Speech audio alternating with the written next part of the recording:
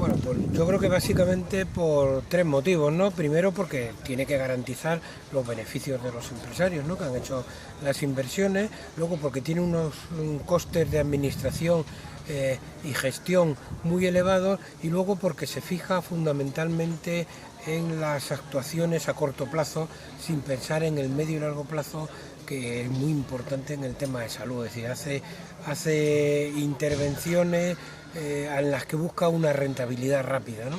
Y no se fija en favorecer el desarrollo de la salud de la ciudadanía.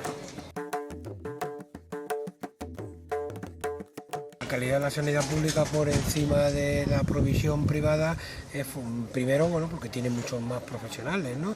Y de más cualificación, porque fundamentalmente busca la resolución de los problemas de salud de la población y no de la obtención de beneficios o de contener los costes. Y luego, pues porque el sector privado tiene una gran tendencia y muchos incentivos para la sobreutilización innecesaria de tecnología, que en muchos casos pueden ser lesivos para la salud de la gente. La privatización de los servicios sanitarios en todos los países del mundo ha dado muy malos resultados, ¿no?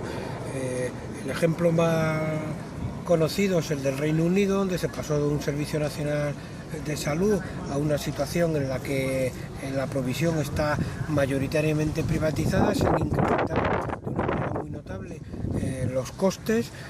Se ha deteriorado la calidad de la atención sanitaria, y hay algunos sitios concretos donde se ha identificado claramente que se había incrementado la mortalidad, había habido incluso un aumento de determinado tipo de infecciones, etc.